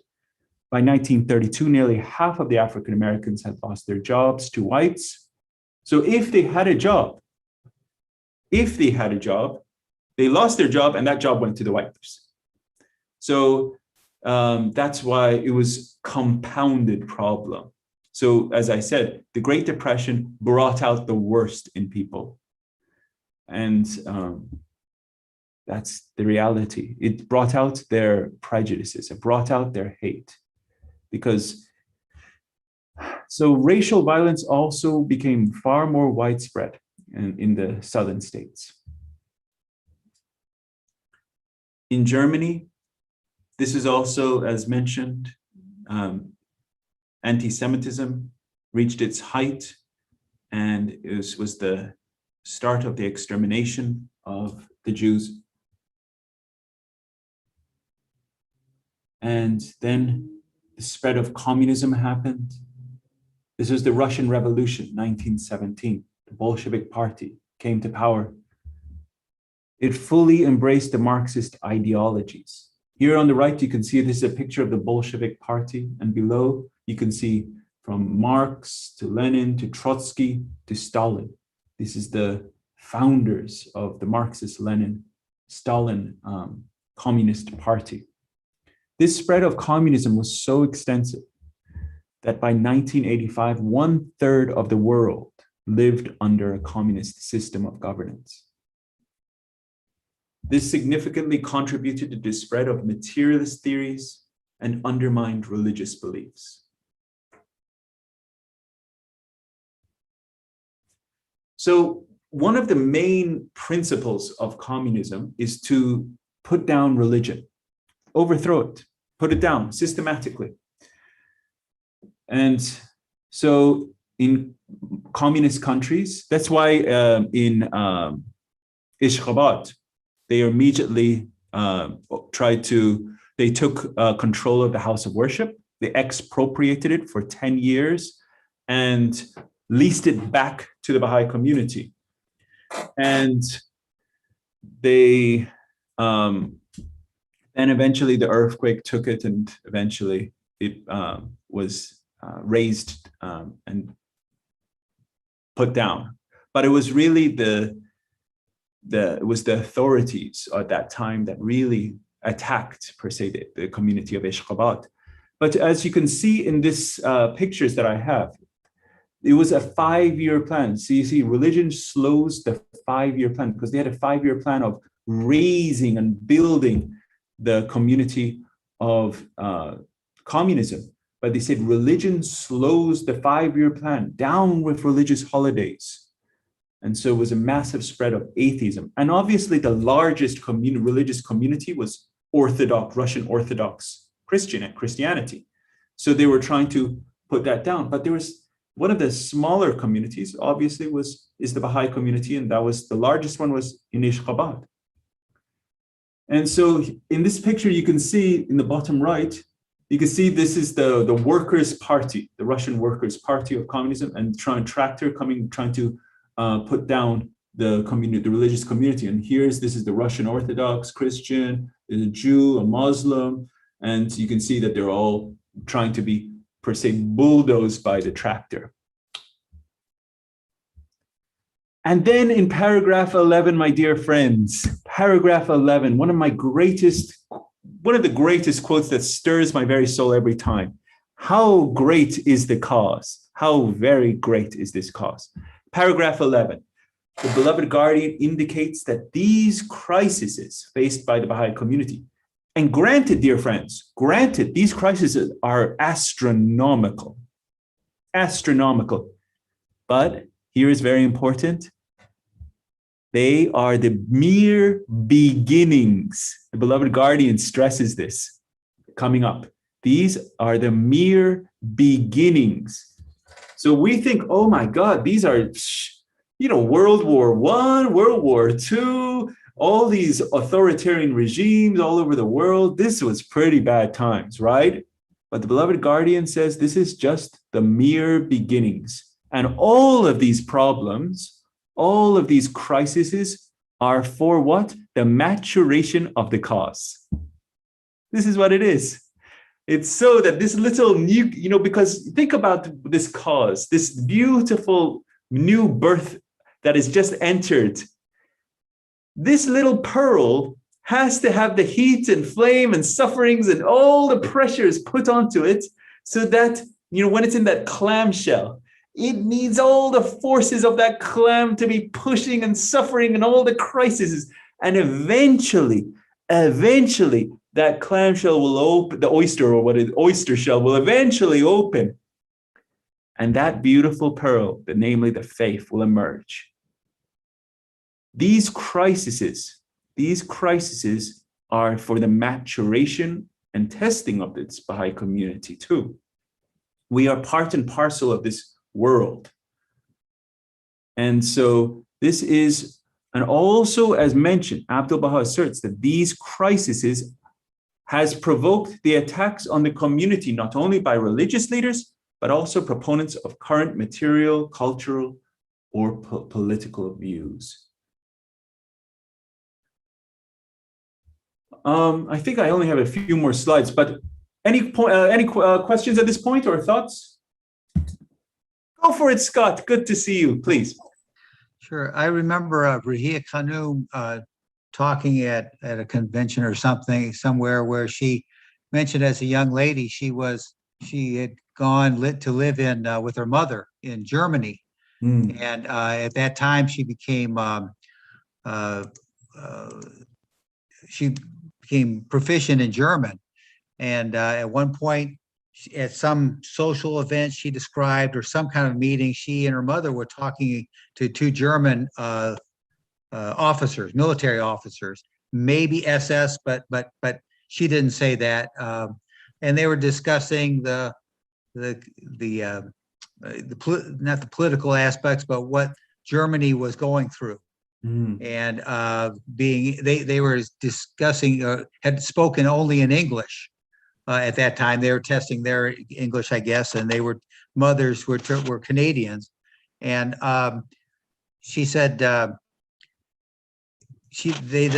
they described Rahia Khanum and her mother both described the ideals of or the teachings of the Baha'i faith. And the two Germans listened to it politely, and then looked to each other, and in German said, "These people really believe this." This was about 1935, mid 1930s, she said, and they were astounded that people would really believe this. And I don't know if she ever I don't know why they said it in German, but whatever.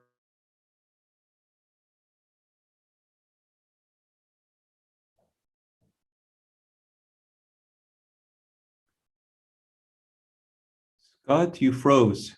This is a great faith. Yeah. So just. Yeah, excellent share, dear Scott. Thank you. So let's finish up these last few slides. Are we still good on time, dear John? What time do we close for today? 4 o'clock? We're good. I mean, as soon it's currently 4:54 here. Okay. I think there's only a few more slides, so I think we're almost done. So this is the last few points on paragraph 11. This is the greatness of this cause, dear friends. And the more that you study, the more that you also become active. And it's very important, become active. You can't just say active, I'm active. What does that mean? You have to become active, and becoming is part of the becoming active. So it's a portion here, and then in your external life, right? So you have to work here to become active. So it's not just like, oh, I go to this feast, I go to this devotional, but are you becoming the active? That's something very important. So and the more that you study, the more that you call upon him, call upon Baha'u'llah. Use the word, dear friends, Baha'u'llah. Call upon his name, call upon his name, call upon his aid to your heart. That's why it's called the most great name, the most great name. Call upon him for assistance. And when you call upon his assistance, he, as we have been assured, a concourse on high will rush to your aid and assistance. So call upon him, call upon him, call upon him.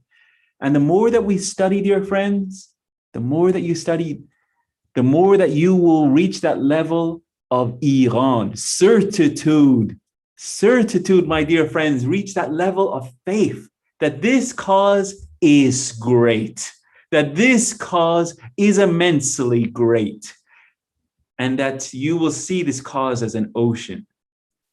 And so that's why we have to dive in and find out its pearls and its corals and get and swim into its ocean. So this greatness of this cause can be perceived in a number of contexts. The forces released through this revelation of Baha'u'llah were already in operation to prepare this world for the establishment of his world order. This concept, dear friends, of integration and disintegration, these twin parallel movements that are happening simultaneously, will be studied at much greater depth coming up. It's mentioned for the first time by the beloved guardian in his last world order letter. Okay, so his last world order letter is the first time he mentioned this processes of integration and disintegration. Then he mentions it again in Advent of Divine Justice, and he mentions it again in Citadel of Faith and other letters. But so this is, we're going to be talking about it in much greater detail coming up. So this is a letter, an extract, a tablet from His Holiness Abdul Baha. And this is where Abdul Baha is talking about this. How great is this cause? And this is in one of his tablets, Abdul Baha states, he says, "Oh, my friend," love it. "Oh, my friend, verily the cause is great, and the penetration of the word of God in the temple of all the regions is similar to the pervasion of the soul in a sound body. By the life of Baha, verily the power of the kingdom of God hath taken hold of the pillars of the world and have possessed all the nations. Thou wilt surely find the standards of the Testament waving in all regions, the chanting of the verses of unity raised in exalted assemblies, and the lights of the sun of truth and its heat dispersing the thick clouds massed on the horizon." I don't think there's anyone that could top Abdul Baha's imagery. Truly, what awesome imagery. The thick clouds amassed on the horizon. I mean, truly, what awesome imagery. And that's really the imagery of the forces of darkness that Abdul Baha is addressing, these that are per se swamping the world. So it's another imagery I think of is like when a volcano erupts and all the ash fills the atmosphere and starts raining down. It's like thick clouds. And this analogy of this volcanic eruption and ash filling the atmosphere is very also similar to all these forces of darkness, where we don't seem to be cognizant often that we might be racist, or we're not cognizant or aware that we might be very materialistic, or we might not be cognizant or aware that we might be harboring levels actually of corruption. And when I say corruption, I'm not talking about political corruption. Corruption meaning, because there's many different types of corruption. Corruption means that you're corrupt. Corrupt means that you're impure.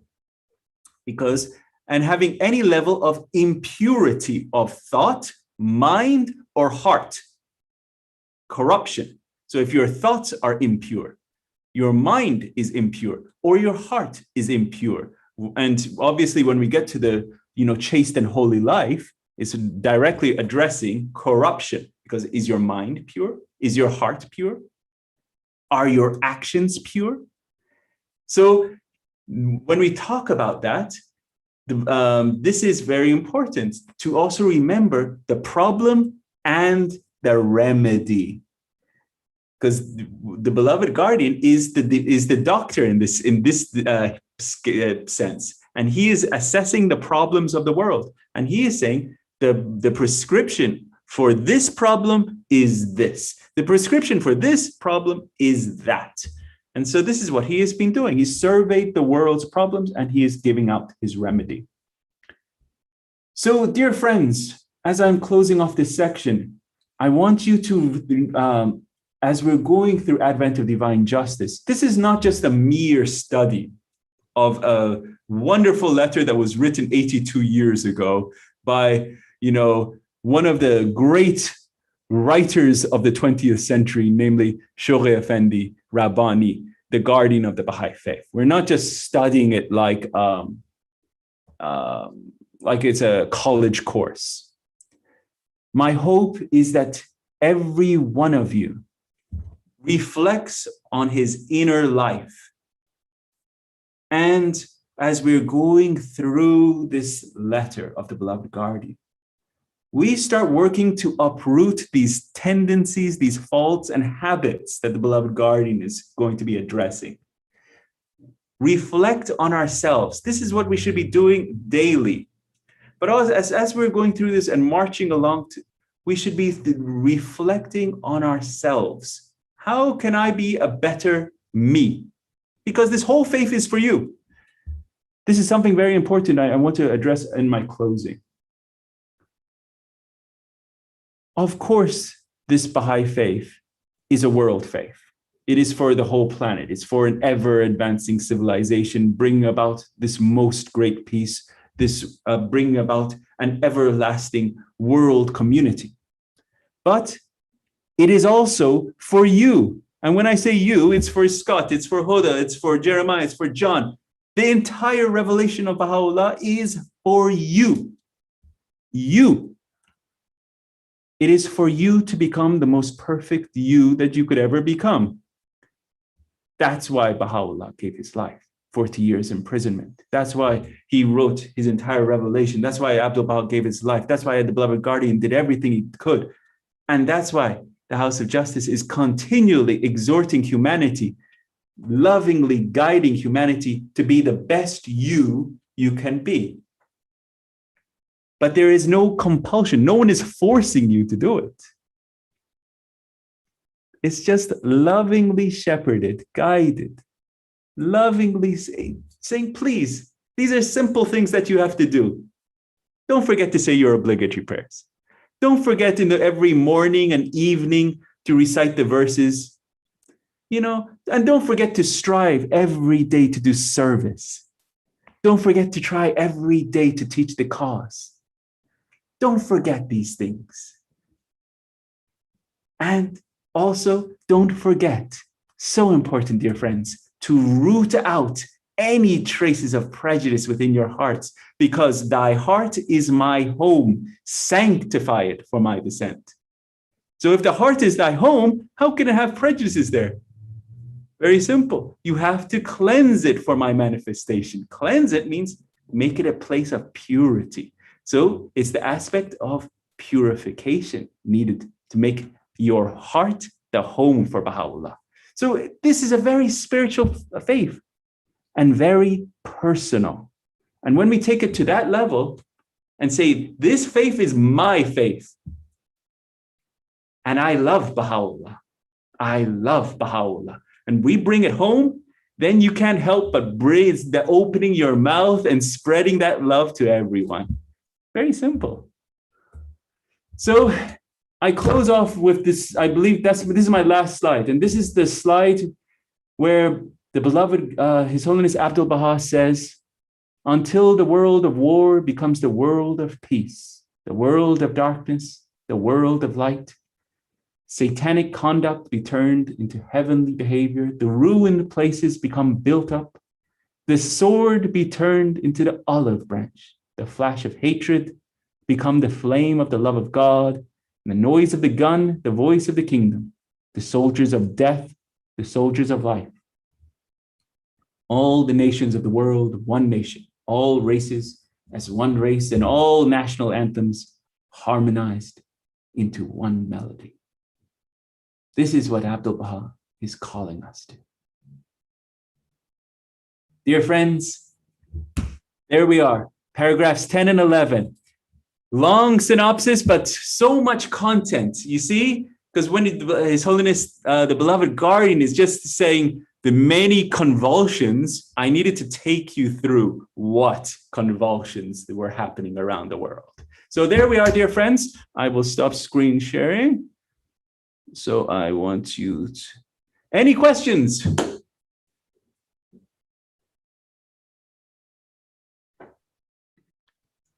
I think that we currently have no questions.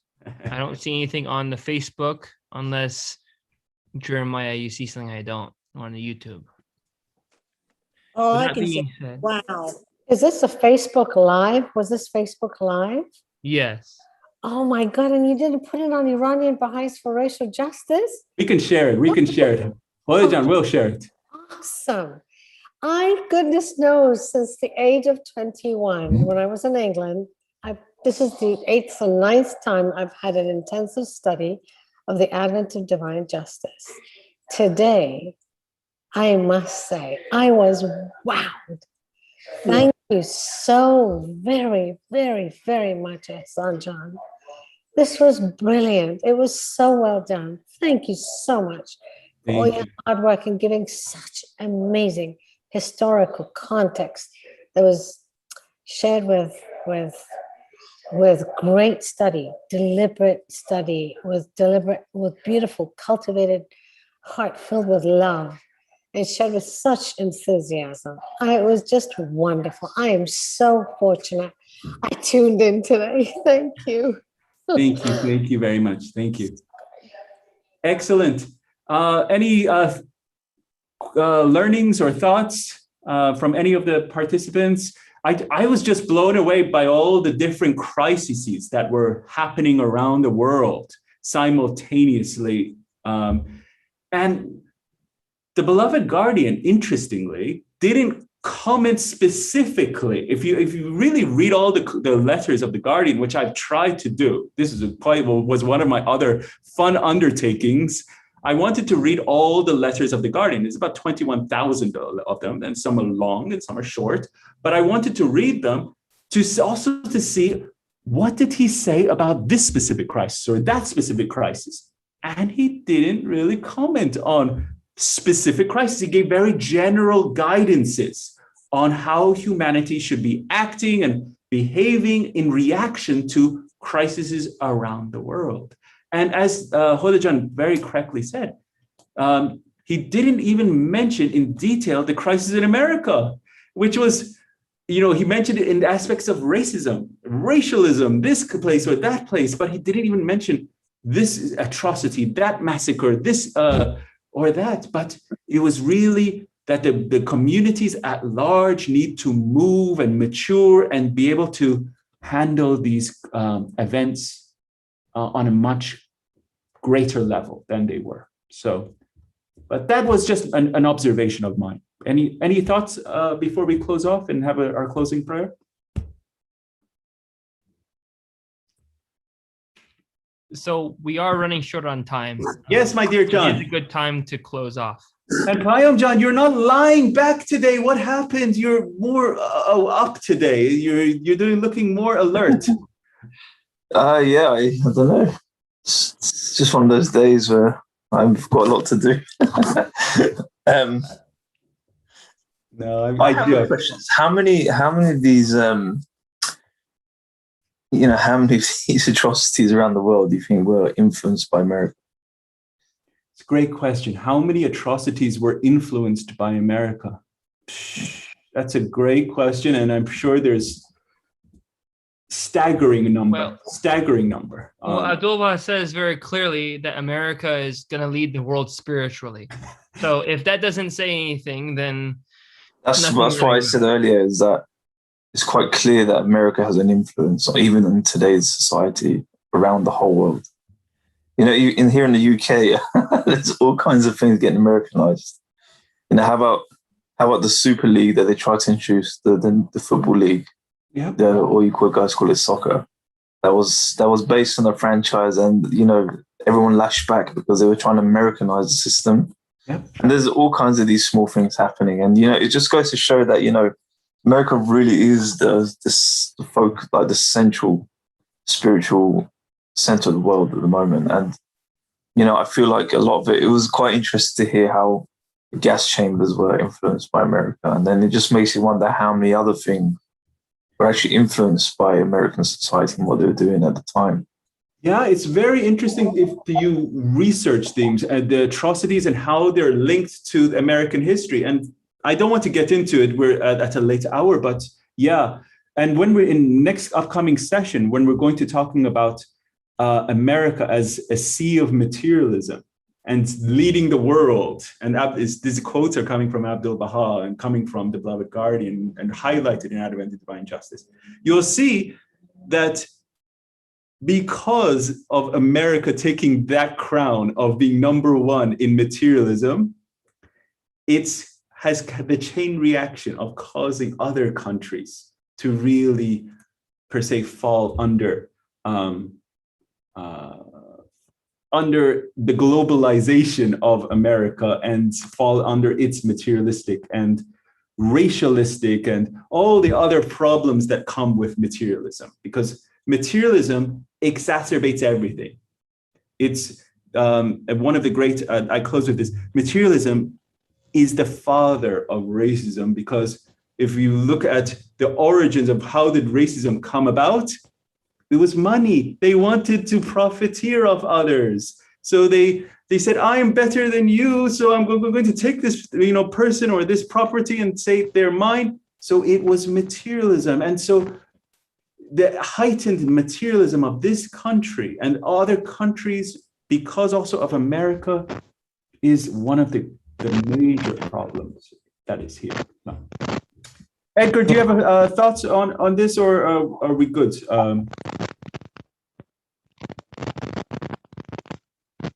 You just might be. Oh, you were just had your. Yes. So, John, I think it's a good time to close for today. We're a little over time, but wonderful discussion, wonderful session, and thank you, John, for everything as always. Yes, the prayer. Can you pull it up? The prayer for the southern states, or Jeremiah, or do you want me to pull it up? John, it's up to you to rally the youth in the USA to stop this cycle of materialism. Okay, Payam. Thank you, Payam. Anyway, You did a great job so far. Carry on. This prayer, Payam, would you be willing to say the closing prayer? I can, if you Yes, actually, I can say it. Yeah. So this is revealed to the Bahá'ís of the Southern States. Oh my God, thou seest me in my loneliness and weakness, occupied with the greatest undertaking, determined to raise thy word among the masses, to spread thy teachings among thy pupils. How can I succeed unless thou assist me with the breath of the Holy Spirit? Help me to triumph by the hosts of thy glorious kingdom, and shower upon me thy confirmations, which alone can change a gnat into an eagle, a drop of water into the rivers and seas, and an atom into lights and sun. O my Lord, assist me with thy triumphant and effective might, so that my tongue may utter thy praises and attributes among all people, and my soul overflow with the wine of thy love and knowledge.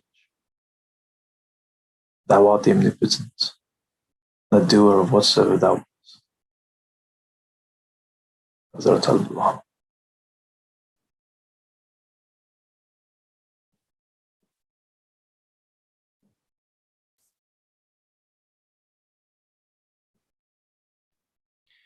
All right. Thank you, everyone, for joining the Clearwater Baha'i community in this study of the Advent and Divine Justice. More importantly, this session will be continuing next week. If you haven't registered, feel free to do so on clearwaterbaha'is.org. And even so, the link, it's very easy to join. Just come online to the clearwaterbaha'is.org website, and you'll see the Zoom shortcut. You can click on it and join pretty quickly. And one last thing, also feel free to invite any one of your friends, community members to join. Every session, we build on the last session, but we also recap. So even if we're a few sessions in, it doesn't, they're always welcome to come in and attend. Thank you so much. Have a good session.